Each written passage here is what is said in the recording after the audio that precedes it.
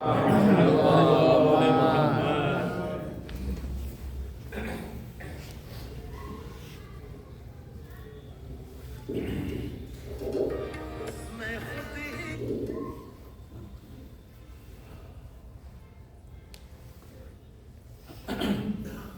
اللہ من قرأ الفاتحہ.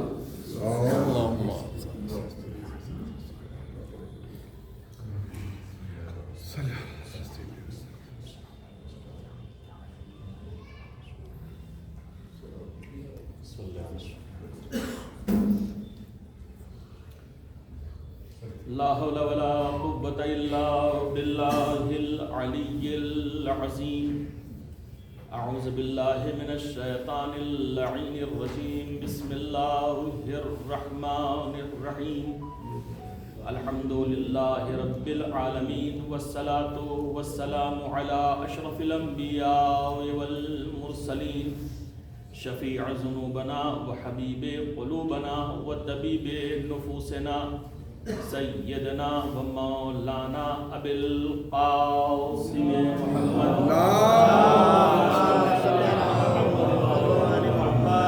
ثم الصلاة والسلام على اہل بیتہ الاطیبین الانجبین الاطہرین الاشجعین الافضلین الاکرمین المعصومین المظلومین. سیما علی الامام الہمام القمقام الزرغام القوام السوام غالب کل غالب مطلوب کل طالب امام المشارق والمغارب علی ابن ابی طالب.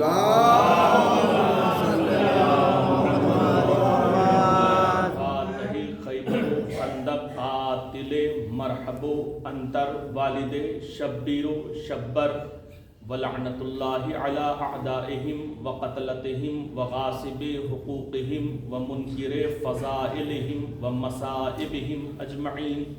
اما بعد فقد قال اللہ تبارک وتعالی فی کتابہ الکریم. بسم اللہ الرحمن الرحیم. وَلَقَدْ كَرَّمْنَا بَنِي آدَمَ وَحَمَلْنَاهُمْ فِي الْبَرِّ وَالْبَحْرِ وَرَزَقْنَاهُمْ مِنَ الطَّيِّبَاتِ وَفَضَّلْنَاهُمْ عَلَى كَثِيرٍ مِّمَّا خَلَقْنَا تَفْضِيلًا. صلوات اللہم صلی علی محمد وآل محمد. آپ حضرات سے مؤدبانہ گزارش ہے کہ ایک مرتبہ سورہ الحمد اور 3 مرتبہ سورہ اخلاص کی تلاوت فرما کر مرحوم و مغفور سید تہذیب الحسن رضوی ابن سید محمد حسین صاحب کو اصال فرما دیں. اللہم صلی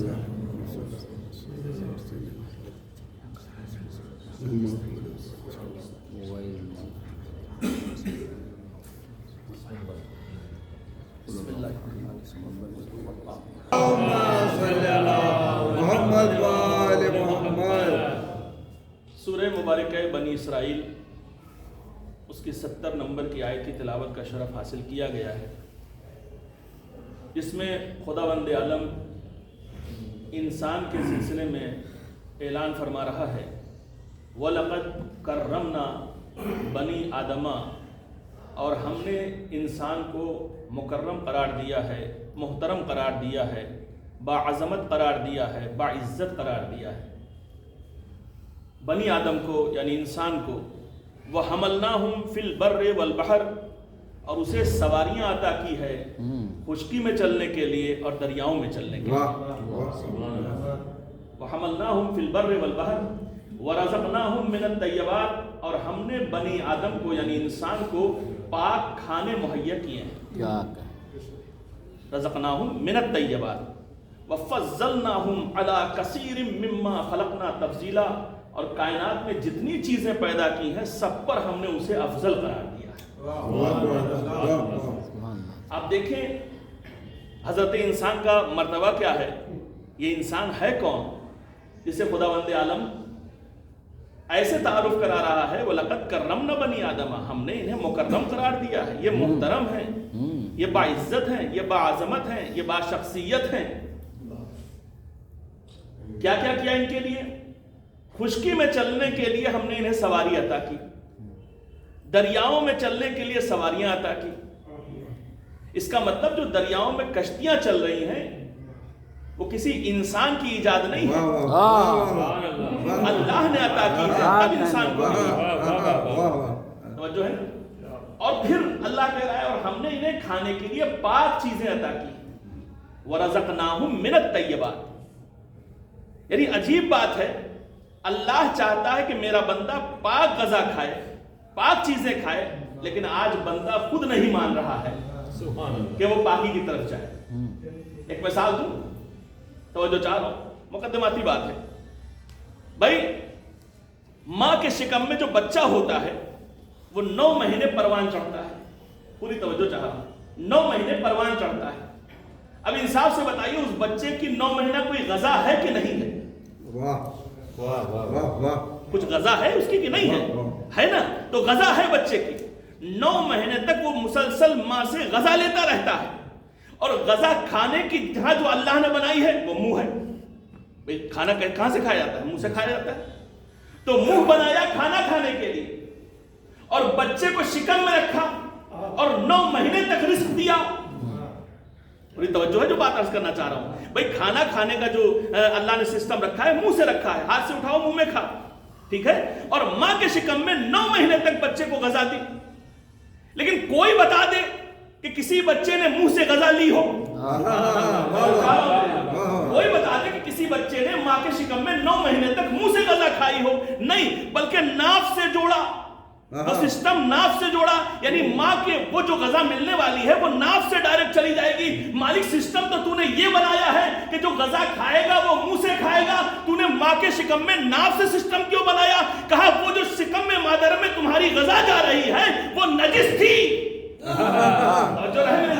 نجاستیں تھی، اس لیے اسے ناف سے جوڑا ہے۔ ہم تمہاری زبان کو پاک دنیا میں بھیج رہے ہیں، ہم چاہتے ہیں پاکیزہ زبان لے کر دنیا میں جاؤ۔ وہ اللہ جس نے ماں کے شکم میں تمہاری زبان کو نجس نہیں ہونے دیا، تمہیں کیا ہو گیا کہ دنیا میں آ کے اپنی زبان نجس کر رہے ہو؟ صلوات پڑھتے ہیں محمد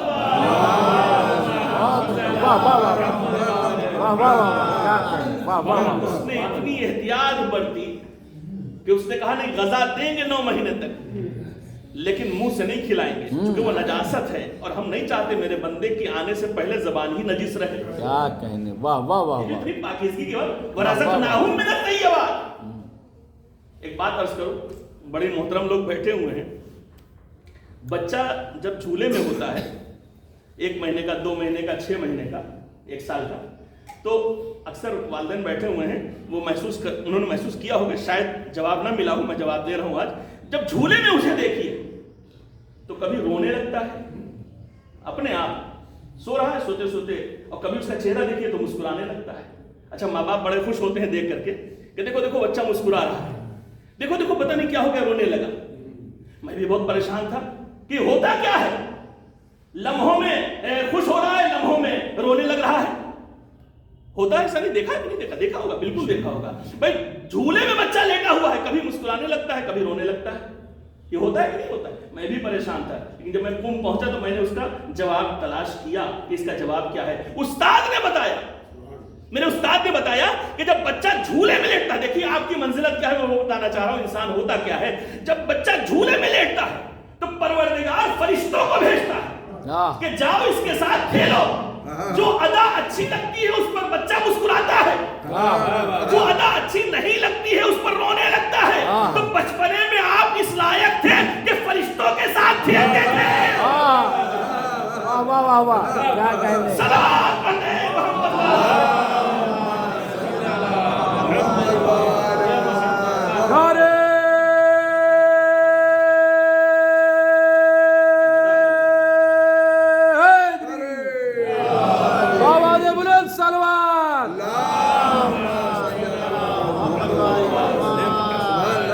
آپ کا بچپنا تو ایسے گزرا، ہمارا بچپنا تو ایسے گزرا کہ ہم جھولے میں فرشتوں کے ساتھ کھیلتے تھے۔ آج کیا ہو گیا؟ اب کس کے ساتھ ٹہل رہے ہیں؟ جس کے ساتھ خدا راضی نہیں ہے، ایسے افراد کے ساتھ ہے جس سے ہماری خدا نخواستہ بدنامی ہو سکتی ہے۔ کیوں بھائی؟ اپنی قیمت تو سمجھیے۔ وَلَقَدْ كَرَّمْنَا بَنِي آدَمَ وَحَمَلْنَاهُمْ فِي الْبَرِّ وَالْبَحْرِ وَرَزَقْنَاهُمْ مِنَ الطَّيِّبَاتِ وَفَضَّلْنَاهُمْ عَلَى كَثِيرٍ مِّمَّا خَلَقْنَا تَفْضِيلًا۔ توجہ ہے آپ کی؟ اچھا، تو اس میں اس روایت اس آیت سے ایک نتیجہ یہ نکلا کہ جب اللہ نے کہا کہ ہم نے تمام مخلوقات پر انسان کو افضل بنایا ہے تو اسی لیے اسے کہا جاتا ہے اشرف المخلوقات. توجہ ہے, اشرف المخلوقات کا مطلب جتنی مخلوقات ہیں سب سے بلند, جتنی مخلوقات ہیں سب سے بلند. ہم شاید کبھی کبھی جنات کو اپنے سے زیادہ پاورفل سمجھنے لگتے ہیں, ہے نا؟ اسی لیے بعض مسجدوں میں لکھا تھا جنات بابا میرا یہ کام کروا دیجیے, جنات بابا میرا وہ کام لگی رہتی, دیکھا ہوگا. لیکن جنات بھی انسان سے افضل نہیں, بے شک انسان سے افضل نہیں. یہ الگ سی بات ہے, قرآن مجید میں ان کا نام پہلے لے لیا ہے, وَمَا خَلَقْتُ الْجِنَّ وَالْإِنسَ إِلَّا لِيَعْبُدُونَ. اس کے باوجود بھی وہ افضل نہیں. ایک دلیل دے رہا ہوں, ذہن میں محفوظ کیجئے گا اس دلیل کو کہ کیوں انسان جنات سے بھی زیادہ افضل ہے.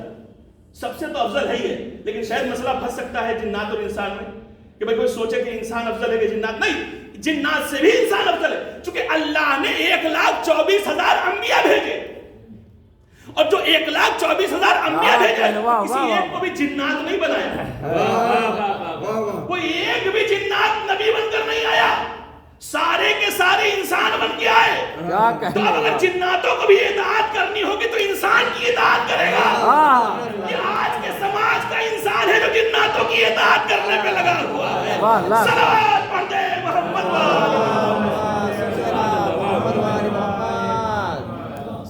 اچھا, تو انسان ہے اشرف المخلوقات, یعنی جتنی مخلوقات اللہ نے بنائی, جتنی چیزیں پیدا آپ جو بھی تصور کر سکتے ہیں, سب سے افضل. اب میں یہاں پر رک کر کے آپ سے ایک واقعی سوال پوچھنا چاہتا ہوں. بڑے محترم اور پڑھے لکھے لوگ بیٹھے ہوئے ہیں. ارشی صاحب, کہ یہ بتائیے کہ واقعی ہم لوگ اشرف المخلوقات ہیں؟ ایک سوال ہے, کیا ہم لوگ واقعی جو ہونا چاہیے جیسا اشرف المخلوقات واقعی وہ ہیں؟ تو بھائی میں اپنے کو تو کم سے کم نہیں مانتا, اب میں آپ کو جانتا بھی نہیں کہ آپ اپنے کو مان رہے کہ نہیں مان رہے. بھائی اشرف المخلوقات ہونا آسان نہیں ہے. کیوں؟ چونکہ جتنی مخلوقات ہیں, توجہ رہے, سب پست ہیں, ان سے سب سے افضل کو کہا جاتا ہے اشرف المخلوقات.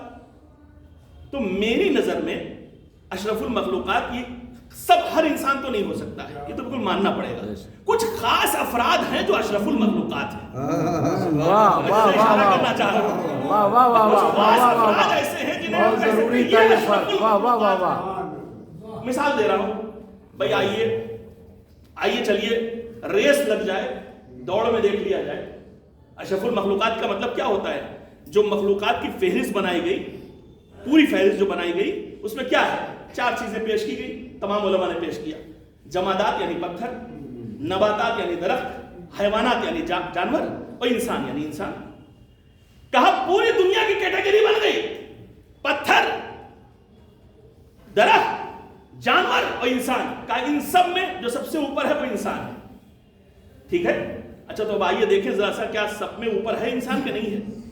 چلیے ریس کا مسئلہ آئے گا تو کیا چیتے سے تیز ہم دوڑ لیں گے؟ تو وہ تو کیٹیگری پست والی ہے نا, اور ہم سب سے اشرف المخلوقات ہیں, تو ہمیں تیز دوڑنا چاہیے تھا اس سے. تو ہم کیسے اشرف ہو گئے؟ توجہ رہے. ٹھیک ہے, اچھا آئیے وزن اٹھانے پر آ جائے بات, تو ہاتھی سے زیادہ کیا ہم وزن اٹھا لیں گے؟ سبحان اللہ, نہیں اٹھا پائیں گے. تو وہ تو پست کیٹیگری ہے, ہم اشرف المخلوقات. توجہ ہے. اگر میں کسی سے کہہ دوں کہ ایک پینسل لے لیجیے اور ایک کاغذ لے لیجیے, اس پر 10 چوکور مطلب باکس بنائیے, 10 باکس بنا دیجیے چوکور, بناتے ہوئے چلے جائیے, سب ایک جیسے ہونے چاہیے. ہے کسی میں دم یہ بات کر سکے؟ ہے کسی میں ہمت یہ کام کر سکے؟ نہیں کر سکتا ہے. کوئی باکس بڑا ہو جائے گا, کوئی چھوٹا ہو جائے گا. لیکن شہد کی مکھی کو دیکھیے, شہد کی مکھی کو دیکھیے, وہ لاکھوں باکس بناتی ہے لیکن ناپ لیجیے بالکل برابر ہوتے ہیں. ہاں ہمارے اگر ہمیں پینسل اور رولر دے دیا جائے گا تو بالکل صحیح بات ہے, ہم بالکل ویسے ہی بنا دیں گے. لیکن آپ چاہیے ایسے بنا دیں, نہیں بنا سکتے. ٹھیک ہے. مچھلی, بچہ پیدا ہوا تیرنے لگا, کسی انسان کے بچے کو کہیے کہ فوراً پیدا ہوتی ہے تیر کے دکھائیں, تو یہ اشرف ہے کہ یہ اشرف ہے؟ توجہ رہے. تو میں اپنے اعتبار سے جو سوچتا ہوں وہ یہ عرض کرنا چاہ رہا ہوں کہ ہر انسان اشرف المخلوقات نہیں ہے, کچھ خاص شخصیتیں ہیں جو اشرف المخلوقات ہیں. پوری توجہ چاہ رہا ہوں. کچھ خاص شخصیتیں ہیں جو اشرف المخلوقات ہیں. اب اللہ نے انسان کو اشرف المخلوقات کیوں بنایا؟ یاد رکھیے، تو اللہ نے انسان کو اس لیے اشرف المخلوقات بنایا کہ جتنی پست چیزیں بنائی تھی انہیں عقل نہیں دی تھی، اور انسان کو عطا کر دی عقل. کہا تمہیں عقل دے دی ہے اس لیے تم ان سے افضل ہو. اب توجہ رہے، پڑھے لکھے لوگ بیٹھے ہوئے، میں دو کیٹیگری آپ کے سامنے رکھ رہا ہوں. اللہ نے دو طرح کی مخلوق، پوری دنیا میں دو طرح کی مخلوق کو پیدا کیا. علی المجموع دو طرح کی مخلوق کو پیدا کیا. ایک فرشتوں کو پیدا کیا، انہیں صرف عقل عطا کی، شہوت نہیں دی، لالچ نہیں دی، غصہ نہیں دیا. ٹھیک ہے، صرف عقل ہی عقل. تو ظاہر سی بات ہے جو فرشتہ کوئی گناہ ہو نہیں سکتا چونکہ اس کو عقل کے علاوہ تو اس کے پاس کچھ ہے نہیں. ٹھیک ہے، اور جانور جو پست تھا، توجہ رہے، وہ جو نورانی مخلوق اسے عقل عطا کر دی، اور جو پست مخلوق تھی یعنی جانور اسے شہوت دے دی، لالچ دے دی، غصہ دے دیا. توجہ ہے نا، لالچ دے دی، بھوک دے دی، غصہ دے دیا جانور کو، اور فرشتے کو صرف عقل عطا کی. پوری توجہ رہے. تو اب فرشتہ وہی کام کرے گا جو اللہ کہے گا، اور یہ جانور یہ کھلا ہوا ٹہل رہا. ظاہر سی بات ہے، جہاں چاہے چلا جائے. عقل تو ہے نہیں نا، کوئی اسے کچھ کہہ بھی نہیں سکتا. میں کہیں گے جانور ہے، انسان تو ہے نہیں. تو اس کا مطلب یہ ہے کہ اللہ نے جب انسان کو پیدا کیا تو فرشتوں سے عقل لے کر دیا، جانور سے شہوت لے کے دی. جانور سے غضب و غصہ جو جانور میں ڈالا تھا وہ انسان میں ڈالا. تو اب انسان جو بنایا وہ کچھ صفات فرشتوں والے رکھتا ہے اور کچھ صفات جانوروں والے رکھتا ہے. پوری توجہ چاہ رہا ہوں، جانوروں والے رکھتا ہو. اب یہی انسان ہے، اگر شہوت عقل پر غالب آ جائے تو جانوروں سے بدتر ہو جائے گا، اور اگر عقل ان چیزوں پر غالب آ جائے تو تنا فتدل فکانا قاب قوسین کی منزل. سلام کر دے محمد.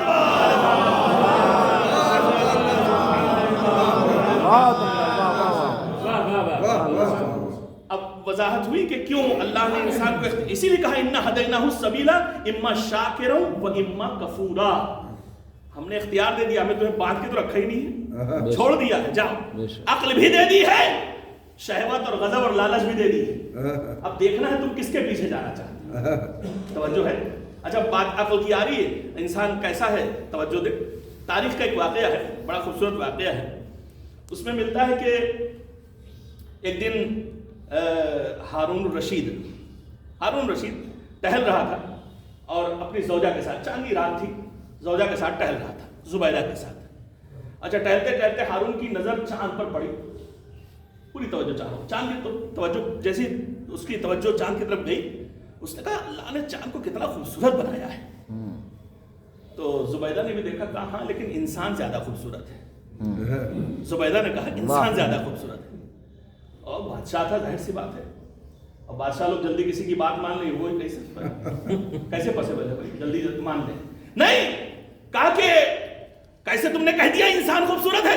چاند کو دیکھو، کہیں داغ بھی نہیں ہے، کتنا خوبصورت ہے، کتنا حسین بنایا ہے. زبیدہ نے کہا نہیں، انسان زیادہ خوبصورت ہے. اب یہ بحث ہوئی. ایک مرتبہ ہارون کو غصہ آیا، کہا زبیدہ اگر کل تک قرآن اور حدیث سے یہ ثابت نہ کر دیا کہ انسان چاند سے زیادہ خوبصورت ہے تو میں تمہیں طلاق دے دوں گا. اب مسئلہ اگر طلاق پر آ جائے تو آپ کو پتہ ہی ہے کہ آخر میں کیا ہوتا ہے. ایک صلوات پڑھ دیں محمد والے محمد. خطرناک طلاقوں میں سے ایک طلاق ہے، طلاق بہت خطرناک چیز ہے. اچھا تو اب اس نے جب یہ دھمکی دے دی تو رات میں وہ اپنے حجرے. صبح ہوئی، دربار سجا، درباری ملا اکٹھا کیے گئے. ٹھیک ہے، درباری ملا اکٹھا کیے گئے. اب ان کے سامنے یہ مسئلہ رکھا گیا. پوری توجہ چاہ رہا ہوں، میرے موضوع سے ٹچ والی بات ہے اس لیے میں عرض کر رہا ہوں یہ بات. اچھا تو اب سامنے رکھی گئی یہ بات کہ بھائی دیکھو رات میں ہم ٹہل رہے تھے، چاند پر نظر پڑی، میں نے کہا چاند زیادہ خوبصورت ہے. زبیدہ بھی میرے ساتھ تھی، زبیدہ نے کہا نہیں انسان زیادہ خوبصورت ہے. میں تم لوگوں سے پوچھنا چاہتے ہو، اتنے سالوں سے میرے ساتھ رہ رہے ہو، تم سے پوچھنا چاہتا ہوں، بتاؤ چاند زیادہ خوبصورت ہے کہ انسان زیادہ خوبصورت ہے؟ اور میں نے زبیدہ کو یہ کہہ دیا ہے کہ اگر ثابت نہ ہو تو طلاق ہے. اب انہیں اپنی نوکری کی پڑ گئی. اگر یہ کہہ دیں گے تو یہ ہو جائے گا، وہ کہہ دیں گے تو یہ ہو جائے گا. انہوں نے سوچا طلاق ہوتی ہے تو ہو، ہم سے کیا مطلب ہے، اپنی نوکری بچاؤ. اب اپنا مسئلہ بچاؤ بھیا، جو ہو رہا وہ ہو جائے، کوئی بات نہیں. انہوں نے کہا سرکار شام تک کی اجازت دے دیجیے، ہم لوگ کوئی مسئلہ تلاش کر لیں، پھر انشاءاللہ آپ کی خدمت میں بیان کریں. کہا ٹھیک ہے جاؤ، شام تک کی اجازت ہے. اب یہ لوگ ڈھونڈنے لگے کیسے ثابت کریں کہ انسان افضل ہے کہ چاند افضل ہے. کیا بہت تلاش کیا، بہت ڈھونڈا، بڑے قابل رہے ہوں گے، پورا قرآن یاد کیے بیٹھے ہوں گے، لیکن کچھ نہ ملا. آخر تھک ہار کے کہنے لگے طلاق ہو رہی تو ہونے دو بھیا، کہہ دو چاند زیادہ خوبصورت ہے. یہی تو مسئلہ تھا نا، بہت توجہ چاہ رہا ہوں، چاند زیادہ خوبصورت ہے. اچھا اب شام ہو گئی، مغرب کا وقت آ گیا، نماز پر کھڑے ہوئے، دیکھا کہیں سے علی کا دیوانہ چلا رہا ہے، پہلوان چلے آ گئے. آئے کہنے کہ کیا بھیا سب کے چہرے پہ 12 بج رہے ہیں، کیا ہوا ہے، سب پریشان اداس لگ رہے ہو. کہنے لگے بہت بڑا مسئلہ آ گیا پہلو، تمہیں پتہ نہیں. کہا نہیں. کہا ایسا مسئلہ ہو گیا، چاند خوبصورت ہے کہ انسان خوبصورت ہے. کہنے تم لوگوں نے کیا نتیجہ نکالا؟ کہ بھئی ہم نے تو یہی نتیجہ نکالا کہ چاند زیادہ خوبصورت ہے. کہنا اچھا. کہیں ٹھیک ہے چلو تم لوگوں نے نتیجہ نکال لیا تو ہمیں کیا بولنا ہے. لاؤ مغرب کا نماز کا وقت ہو رہا ہے، اجازت دو میں نماز پڑھا دوں. کہیں چلو ویسے بھی ہم سب کے پیچھے پڑھ لیتے، تمہارے پیچھے بھی پڑھ لیں گے، وہاں تو کوئی شرط ہی نہیں نا. چلو سب کے پیچھے، تمہارے پیچھے پڑھ لیں گے. اب توجہ چاہ رہا ہوں.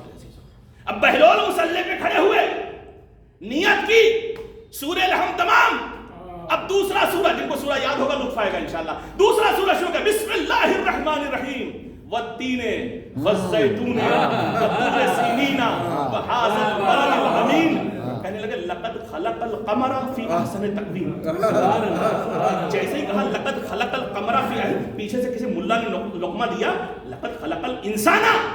پھر بہلول نے کہا بسم اللہ الرحمن الرحیم، والتین والزیتون وطور سینین وہذا البلد الامین، لقد خلق القمر فی احسن تقویم. پھر کسی نے لقمہ دیا، لقد خلق الانسان فی احسن تقویم. جب 3 مرتبہ یہی ہوا تو بہلول نے مڑ کر پوچھا تو پھر جب انسان خوبصورت ہے تو بتاتے کیوں نہیں؟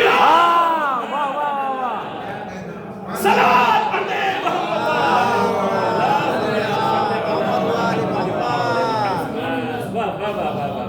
توجہ فرمائی. تو جب اتنے بڑے بڑے مسئلے علی کے دیوانے حل کر دیتے ہیں تو کوئی علی کا دانا آ گیا تو کیا ہوتا ہے؟ صلوات پڑھتے محمد والے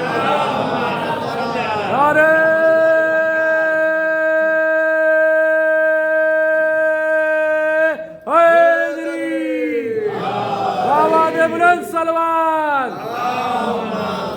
کیا کہنے، واہ واہ واہ. وَلَقَدْ كَرَّمْنَا بَنِي آدَمَ وَحَمَلْنَاهُمْ فِي الْبَرِّ وَالْبَحْرِ وَرَزَقْنَاهُمْ مِنَ الطَّيِّبَاتِ فَفَضَّلْنَاهُمْ عَلَى كَثِيرٍ مِّمَّا خَلَقْنَا تَفْضِيلًا. ہم نے تمام مخلوقات پر انسان کو افضلیت دی ہے. دنیا کی وہ چیزیں جو دیکھ دیکھ کے آج ہم تعریف کر رہے ہیں، گلاب کا پھول اچھا دیکھ لیا، خدا کی قسم کیا پھول ہے. پہاڑ دیکھ لیا، خدا کی قسم کیا پہاڑ ہے. وادی دیکھ لیا، خدا کی قسم کیا وادی ہے. گھٹا دیکھ لیا، خدا کی قسم کتنی خوبصورت ہے. کوئی درخت کے بیل دیکھ لی، خدا کی قسم کتنی خوبصورت ہے. سب کچھ خدا نے پیدا کیا ہے لیکن کبھی اپنی تعریف نہ کی. سبحان اللہ. ان تمام چیزوں کی جسے ہم بار بار تعریف کرتے ہیں، خدا نے سب کچھ بنانے کے بعد کبھی اپنی تعریف نہ کی. مگر جب انسان کو پیدا کیا تو اپنی تعریف کرنے لگا کہ جیسا انسان میں نے بنا دیا ہے کوئی نہیں بنا سکتا. صلوات پڑھ دے محمد.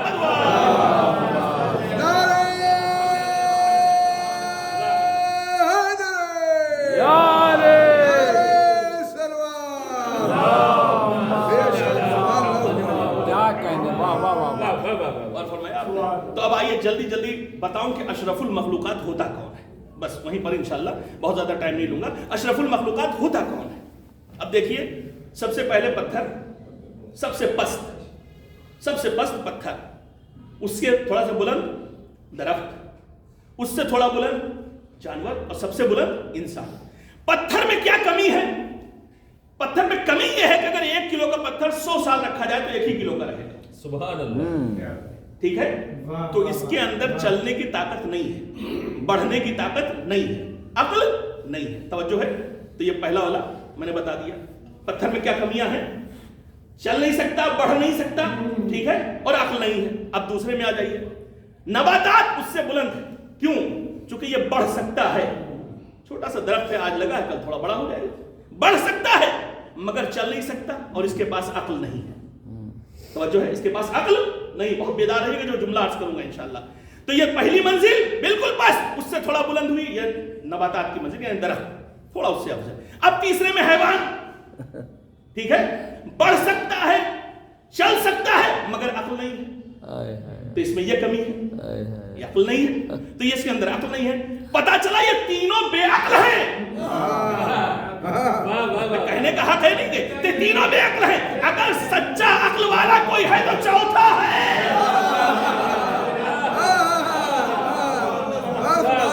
ماننا ہی پڑے گا نا، صلوات پڑھنے میں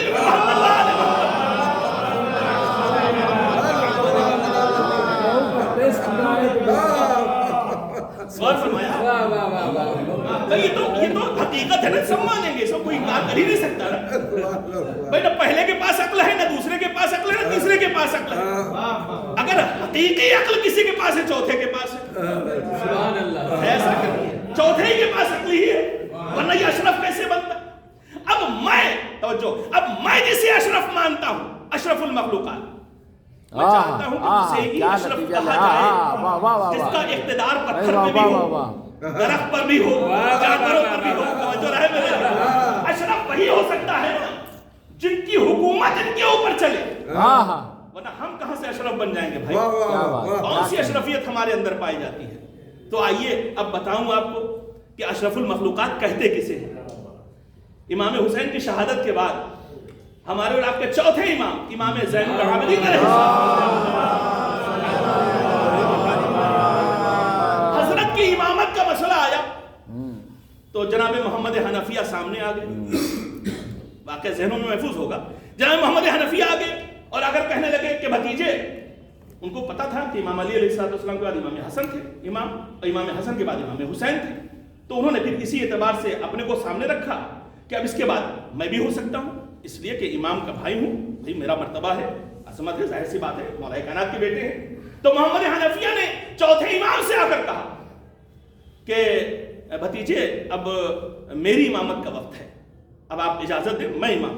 تو چوتھے امام علیہ السلام نے فرمایا کہ بابا نے کربلا میں مجھے امامت کے رموز و اسرار بتائے ہیں اور روایتوں میں میرا نام موجود ہے اور میرے جد نے میرے نام کا اعلان کر رکھا ہے پہلے سے، تو امام میں ہوں گا. توجہ رہے.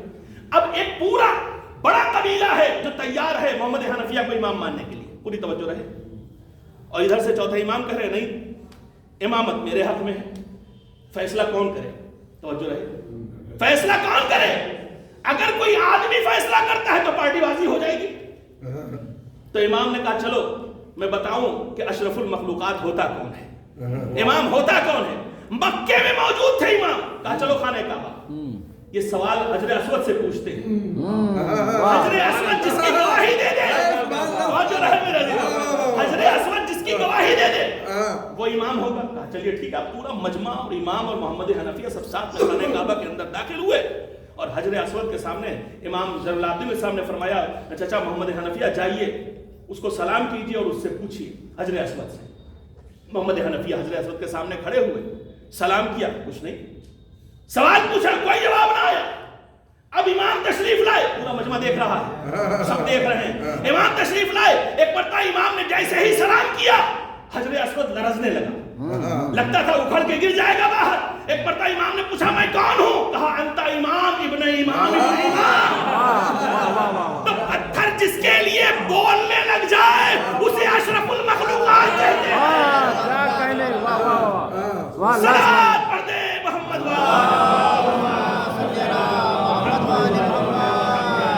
پتھر میں عقل نہیں پائی جاتی، شعور نہیں پایا جاتا، تکلم نہیں پایا جاتا، مگر جس کے لیے پتھر کلمہ پڑھنے لگے، گواہی دینے لگے، وہ اشرف المخلوقات. واضح ہوئی اشرف المخلوقات کون ہے. آئیے پیغمبر جا رہے ہیں، تشریف لے جا رہے ہیں کہیں، کسی کام سے نکلے ہوئے ہیں، کوئی کافر مل گیا راستے میں، مکالمہ ہونے لگا. کافر نے اپنی باتیں رکھی، پیغمبر نے اپنی باتیں رکھی. اب پیغمبر نے ایک جملہ کہا تمہیں خوشخبری دوں. وہ کافر قریب آیا، کہنے لگا دیجیے کیا خوشخبری ہے. کہا اگر تم لا الہ الا اللہ محمد رسول اللہ کہہ دو تو خوشخبری میں تمہیں سنا دوں گا. بہت معتبر روایت پڑھ رہا ہوں کہ اگر تم یہ کہہ دو گے تو وہ خوشخبری میں تمہیں سنا دوں گا. اس نے کہا کہ اگر آپ ہی کو مانتا ہوتا تو کب کا کلمہ پڑھ لیتا، آپ کو تو میں مانتا ہی نہیں ہوں. ہاں اگر کوئی گواہی دے دے تو میں مان لوں گا. تو ایک مرتبہ وہاں کوئی تھا تو نہیں، پیغمبر نے آس پاس میں دیکھا کہ کس کی گواہی لینا چاہتا ہے.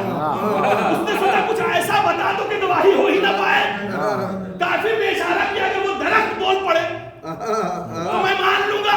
پیغمبر نے اشارہ کیا, درخت کے اندر چلنے کی صلاحیت نہیں پائی جاتی مگر اکھڑ کر کے چلنے لگا اور چل کے پیغمبر تک آیا. پیغمبر نے پوچھا میں کون ہوں؟ کہا آپ عالمین کے رسول ہیں.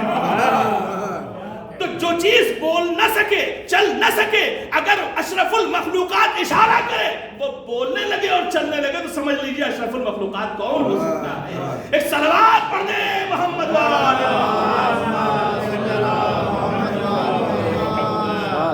اور فرمایا آپ نے یہ ہے اشرف المخلوقات. اب دو کیٹیگری میں نے بیان کی, بہت ساری باتیں ہو سکتی, بڑے واقعات ہیں اس کے, لیکن میں تو بہت شارٹ میں آپ سے گفتگو کر رہا ہوں. اور یہ تیسری کیٹیگری, حارث حمدان کا نام سنا ہے نا, مولا کائنات کے صحابی ہیں جنہوں نے وہ موت والی روایت نقل کی جاتی ہے جن سے ہمیشہ. حارث حمدان کہتے ہیں جب مولا کائنات کی حکومت آئی تو ظاہر سی بات ہے آج کے جیسا تو کوفہ تھا نہیں, بالکل جنگلوں میں بسا ہوا کوفہ تھا. آئے دن وہاں جانور آیا کرتے تھے. کہا جب مولا کائنات کی حکومت ظاہری آئی تو ہم اور مولا کائنات اور سب لوگ کوفے کے تھوڑا سا باہر نکلے دیکھنے کے لیے کہ کیا حالات ہیں, کیسے ہیں, کیا کرنا ہے, کیا نہیں کرنا ہے. کہا میں نے دیکھا ایک شیر چلا رہا ہے. دیکھیں اشرف المخلوقات ہوتا کون, دیکھا ایک شیر چلا رہا ہے. حارث حمدان تھوڑا ڈرے. مولا نے حارث کا ہاتھ پکڑا, کہا ڈرنے کی ضرورت نہیں, میرے ساتھ رہو. جب شیر بالکل قریب آ گیا تو ایک مرتبہ اس نے سر کو جھکایا.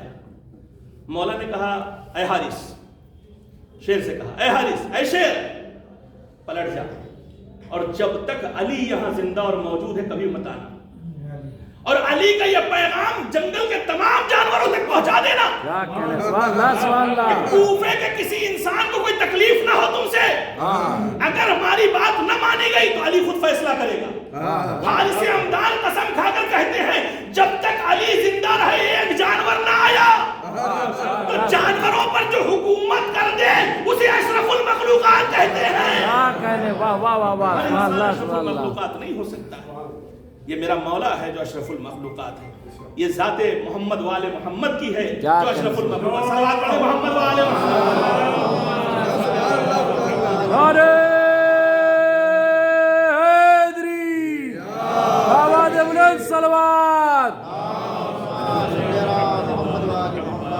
وَلَقَدْ كَرَّمْنَا بَنِي آدَمَ وَحَمَلْنَاهُمْ فِي الْبَرِّ وَالْبَحْرِ وَرَزَقْنَاهُمْ مِنَ الطَّيِّبَاتِ وَفَضَّلْنَاهُمْ عَلَى كَثِيرٍ مِّمَّا خَلَقْنَا تَفْضِيلًا. مجلس ایصال ثواب ہے. ظاہر سی بات ہے میں ایک بات عرض کروں, باپ کے حق میں ہمیشہ دعا گو رہنا چاہیے. اور میں اپنے نوجوانوں سے یہ بات ضرور کہوں گا کہ دیکھیے باپ وہ مظلوم شخصیت ہے جو اپنا درد کسی سے نہیں بیان کرتا. ہر باپ اس بات کو محسوس کرے جو بات میں عرض کر رہا ہوں, اور نوجوان بھی اسے محسوس کرے. دیکھیے ماں کی عظمت بہت زیادہ ہے اور ہمیشہ ممبر سے پڑھی بھی جاتی ہے, لیکن ماں کے لیے درد دل کرنے کے لیے اس کا شوہر موجود ہے. لیکن باپ کس سے درد دل کرے, کس کے پاس جائے, کس سے کہے کہ مجھے کیا تکلیف ہے؟ کوئی ایسا ہے کہ جو باپ کے درد دل کو سنے؟ باپ تو خاموشی سے, اگر بیٹے کا فون آ جائے, مان لی بیٹا باہر ہے, اس کا فون آ جائے, ماں کے پاس بیٹے کا فون آئے گا, جلدی باپ کے پاس نہیں آتا, ماں کے پاس فون آئے گا تو باپ پہلو میں کھڑا ہو جائے گا, اور ماں سے گفتگو ہو رہی نا, لیکن وہ پیچھے سے اپنی زوجہ سے کہے گا کہ اس سے کہو پریشان نہ ہو, ابھی میں زندہ ہوں. یہ بہت بڑا جملہ ہوتا ہے, یہ بہت بڑا سہارا ہوتا ہے. جب تک باپ موجود ہوتا ہے اس جملے کی انسان قدر نہیں کرتا ہے. قدر کب ہوتی ہے؟ جب باپ چلا جاتا ہے. میں اپنے نوجوانوں سے یہ بات عرض کروں گا, دن میں ضرور 1 گھنٹہ, آدھا گھنٹہ, 20 منٹ, 15 منٹ نکالیے کہ جب باپ آفس سے, ڈیوٹی سے اپنی محنت اور مزدوری کر کے جب گھر آئے, آ کر بیٹھے تو 10 منٹ اس کے ساتھ بیٹھیے, پوچھئے کیسے ہیں پاپا, کیا حال ہے آپ کا, کیسی طبیعت ہے. وہ آپ سے کچھ نہیں چاہتا, بس وہ چاہتا ہے 2 جملے میرے بیٹے مجھ سے آ کر پوچھ لیں, مجھ سے گفتگو کر لیں. آج ہمارا سماج ایسا ہوتا چلا جا رہا ہے, قدر اور اہمیت ختم ہوتی چلی جا رہی ہے. بس ایک چھوٹا سا واقعہ آپ کے سامنے پیش کروں گا اور مصائب پڑھ دوں. مولا کائنات خانہ کعبہ میں بیٹھے ہوئے ہیں, امام حسن موجود, امام حسین صاحب موجود ہیں. کوئی نوجوان ہے جو خانہ کعبہ کا پردہ پکڑ کر کے رو رہا ہے. खाने काबा का पर्दा पकड़ के रो रहा है और ऐसा गिरिया कर रहा है, ऐसा रो रहा है कि लोगों के दिल मुज़महिल होते चले जा रहे हैं, परेशान होते जा रहे हैं, लोग सुन रहे हैं जो उसकी फरियाद। कौन है भाई, क्या है? मौलाना मुत्तकिया ने उसे भेजा, बुला के लाओ। इमाम हसन अलैहिस्सलाम गए, कहा चल तुझे मेरा बाबा बुला रहे हैं। आया, मौलाना ने उस शख्स को देखा उसका आधा हाथ खुश्क है, एक आधा जिस्म का आधा हिस्सा खुश्क है। कहा ये तुझे कैसे हो गया? आधा हिस्सा सही, आधा खुश्क है। अब उसने वाकया बताया, देखिए ये वाकया सुनने लायक है। उसने वाकया बताया कि मैं बहुत बुरा बेटा था अपने बाप का और हूं, अब मैंने तौबा कर ली, मैं अच्छा हो गया हूं। तो फिर हुआ क्या तुझे? कहा मैं अक्सर गलत कामों के लिए अपने बाप से जबरदस्ती पैसा मांगा करता था। मवाती उठा के देखिएगा, पूरा वाकया लिखा हुआ है इसके अंदर। मैं अपने बाप से पैसा मांगा करता था हमेशा, और एक मर्तबा ऐसा ही हुआ कि जब मैं अपने बाप से पैसा मांग रहा था तो मेरे बाप ने पैसा देने से इनकार कर दिया, यहां तक कि मैंने अपने बाप को मारा। मेरे बाप को मारा। जब मेरे बाप को मारा तो मेरे बाप ने कहा कि मैं तेरे हक में बद्दुआ करूंगा। आज तक तो यही सुना है ना कि माँ की बद्दुआ बहुत ज्यादा काम आती है और दुआ भी बहुत काम आती है। नहीं, बाप की बद्दुआ में बड़ी तासीर होती है, चूंकि वो कभी बोलता नहीं है, बहुत सब्र करता है, बहुत बर्दाश्त करता है। उसका बाप पहुंचा खाने काबा और खाने काबा का पर्दा पकड़ा, परवरदिगार मैं अपने इस बेटे से राजी नहीं। कहा उधर मेरे बाप ने बद्दुआ की मेरे हक में और आधा मेरा हाथ जिस्म खुश्क हो गया। कहा फिर क्या हुआ? फिर मौलाए कायनात से वो बताने लगा कि फिर मैं अपने बाप के पास गया, जब मुझे एहसास हो गया अपनी गलती का तो मैंने हाथ पैर जोड़े, माफी मांगी, दस्तबोसी की, पैरों को चूमा, बाबा चलिए और चल के फिर वहीं खाने काबा में मेरे हक में दुआ कर दीजिए। कहा मैं ऊंट पे बिठा के अपने बाप को ला रहा था खाने काबा कि रास्ते में कुछ ऐसा हुआ कि ऊंट भागने लगा और मेरा बाप गिरा और उसका सर एक पत्थर से टकरा गया। जब पत्थर से टकराया तो मेरा बाप वहीं मर गया। मैं दफन करके अब वापस आया हूं, अब तो मेरा बाप मेरे हक में दुआ ही नहीं कर सका। वो चीज आज भी मेरे जिस्म पर बाकी है जिसके लिए मैं परेशान था। मौलाना कायनात ने कहा तुझे माफ करने के लिए तेरा बाप आ रहा था? कहा हाँ। कहा मैं एक दुआ तुझे बताता हूं जो तू हमेशा पढ़ ले, अगर एक मरतबा भी पढ़ लेगा तो खुदा तुझे शफा अता कर देगा। उस दुआ का नाम है दुआए मशलूल। दुआए मशलूल मौलाना कायनात की बताई हुई दुआ है, उसने वहीं पढ़ी और वहीं शफा हो गई। तो मैं अर्ज ये करना चाह रहा हूं, इस वाकये से नतीजा ये निकलता है कि बाप को खुदा न खास्ता कोई तकलीफ न दे, कहीं से भी कोई तकलीफ, वो तो दुनिया की वैसी ही तकलीफ सह रहा है। किसके लिए सह रहा है? अपने बच्चों के लिए, अपने घर के लिए, बच्चों की तरक्की के लिए। मुझे किसी शख्स की एक बात बहुत अच्छी लगी, मैं चाहता हूं यहां नकल करके मसाइब की तरफ चला जाऊं। क्योंकि माँ जब गोदी लेती है अपने बेटे को तो कमर पे लेती है, बाप कभी कमर पे अपने बच्चे को नहीं उठाता है, हमेशा हाथों में उठाता है। किसी शख्स की ये बात है, मेरे नहीं है। कभी ऐसा क्यों है कि माँ हमेशा कमर पर रखती है और बाप उठा लेता है? का फर्क यह है, माँ चाहती है जहां तक मैं देख रही हूं मेरा बच्चा देखे, लेकिन बाप इसलिए हाथों में उठाता है कि जहां तक मैं नहीं देख पा रहा हूं वहां तक मेरा बेटा देखे। ये जज्बा दुनिया में किसी के अंदर नहीं पाया जा सकता। अगर पाया जा सकता है तो एक बाप के अंदर पाया जा सकता है। बस मेरे अजीजों, एक बाप के इसाले सवाब की मजलिस है, मेरे भी बड़े अजीज रहे हैं, बड़ी हमारी कुर्बत रही है बचपने में। मरहूम मिलनसार थे, मिला करते थे, बड़ी देर देर तक गुफ्तगू हुआ करती थी। और वो जाहिर सी बात है उनका जाना अहले खाना के लिए बड़ा सख्त है, बेटियों के लिए बड़ा सख्त है, ज़ौजा के लिए बड़ा सख्त है, बेटे के लिए बड़ा सख्त है। लेकिन जब भी हम कोई ऐसा मंजर देखते हैं तो हमें करबला याद आ जाती है। करबला कौन सी करबला? वो करबला जहाँ चौथे इमाम मसाइब पढ़ रहे थे, बाबा हाथों में हथकड़ी न होती, पैरों में बेड़ी न होती, गले में खारदार दाग न होता, कमर में लंगर न होता, तो बाबा तुम्हारी मैयत को कफन देता, गुस्ल देता। 11 मुहर्रम को ये भी काफिला निकला है यहाँ से, तो लईनों ने सोचा कि और कैसे कैसे आले मोहम्मद को तकलीफ पहुंचाई जाए, लिहाजा उन जनाजों के सामने से उनके वर्षा को घुमाया गया और लाया गया।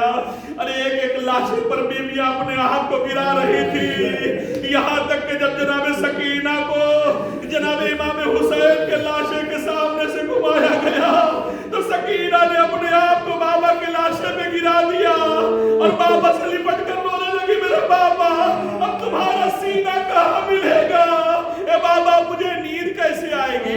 ए बाबा मुझे सुकून कैसे मिलेगा? अजरुकुम अल्लाह जज़ाकुम रब्बुकुम। خدا کوئی غم نہ دے سوائے غم محمد والے محمد کے.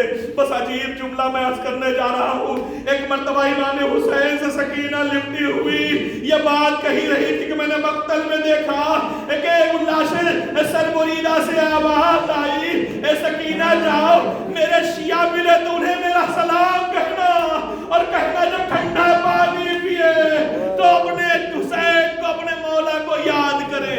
ہاں یہ قافلہ چلا. چلتے چلتے راستے میں ایک سر تھا جسے خولی اپنے ہاتھوں میں اٹھائے ہوئے تھا. وہ سر امام حسین تھا. ارے سر لے کر چلتے چلتے وہ ہاتھ سے نیزہ چھوٹا اور زمین میں دھس گیا. خولی نے بہت نکالنے کی کوشش کی مگر جب سر نہ نکلا تو ایک مرتبہ وہ چوتھے امام کے پاس گیا اور تازیانے مارنے لگا. چوتھے امام نے ایک مرتبہ تڑپ کر کہا بابا ارے آگے کیوں نہیں بڑھتے, اے بابا آگے کیوں نہیں چلتے. سر حسین سے آواز آئی سید سجاد میری سکینہ راستے میں کہیں گر گئی ہے, جب تک میری بیٹی نہ آئے گی میں آگے نہ جاؤں گا. بس میرے عزیزو زینب کی سواری بٹھائی گئی. زینب ام کلثوم سکینہ کو تلاش کرتی ہوئی چلی. راستے میں دیکھا ایک عجیب منظر دیکھا کوئی بی بی بیٹھی ہوئی ہے اپنے آغوش میں سکینہ کو سلائے ہوئے ہیں لٹائے ہوئے ہیں اور سر پہ حادث شفقت پھیر رہی ہے. ایک مرتبہ گھبرا کے جناب زینب نے پوچھا بی بی آپ کا بڑا احسان ہے کہ آپ نے اس یتیمہ کو اتنا سکون عطا کیا. ارے بی بی جو بیٹھی تھی اپنے نقاب کو الٹا اے زینب کیا نہیں پہچانا ارے میں تیری دکھیاری ماں فاطمہ زہرا ہوں. میں مدینے سے ساتھ آئی تھی اور کربلا سے تیرے قافلے کے پیچھے ان للہ و انا الیہ راجعون. رضا بقضائہ و تسلیما لامرہ. اللهم انی اسألک بحق الزہرا و ابیہا و بعلہا و بنیہا وسر المستودع فیہا ان تصلی علی محمد و آل محمد وان تفعل بما انت اہل ولا تفعل بما انا اہل یا ارحم الراحمین. خدا تجھے واسطہ ہے محمد و محمد کا اہل بیت طاہر ائمہ معصومین علیہ السلام کا ہماری اس قلیل عبادت کو اپنی بارگاہ میں قبول فرما. ہمارے آنسوں کو رومال شہزادی کونین میں جہاں کرامت فرما. میرے معبود اس مجلس کا ثواب مرحوم کی روح کو ایصال فرما. میرے معبود تجھے واسطہ ہے محمد و آل محمد کا ہم سب کو مل جل کے رہنے کی توفیق عنایت فرما. میرے معبود حاضرین کی جائز حاجات کو پورا فرما. پریشان حال پہ پریشانیوں کو دور فرما. میرے معبود تجھے واسطہ ہے محمد و آل محمد کا مرحوم تہذیب الحسن صاحب کے گناہان کبیرہ و صغیرہ کو معاف فرما. ان کے والدین کے گناہان کبیرہ و صغیرہ کو معاف فرما. ان کے پاسماندگان کو صبر جمیل عنایت فرما. انہیں جوار معصومین عطا فرما. میرے معبود تجھے واسطہ ہے محمد و آل محمد کا اسلام اور ایران کی حفاظت فرما. کفر و نفاق کو نیست و نابود فرما. میرے معبود علماء کرام مراجع تقلید کا سایہ ہمارے سروں پہ باقی رکھ. میرے معبود ہمارے والی و وارث ہمارے امام زمانہ کے ظہور میں تعجیل فرما. ہم کو ان کے آبان و انصار میں شمار فرما. ربنا تقبل منا انک انت السمیع العلیم. آپ حضرات سے معدبانہ گزارش ایک مرتبہ سورہ الحمد اور 3 مرتبہ سورہ توحید کی تلاوت فرما کر مرحوم مغفور سید تہذیب الحسن رضوی ابن محمد حسین صاحب کو عیسیٰ فرما.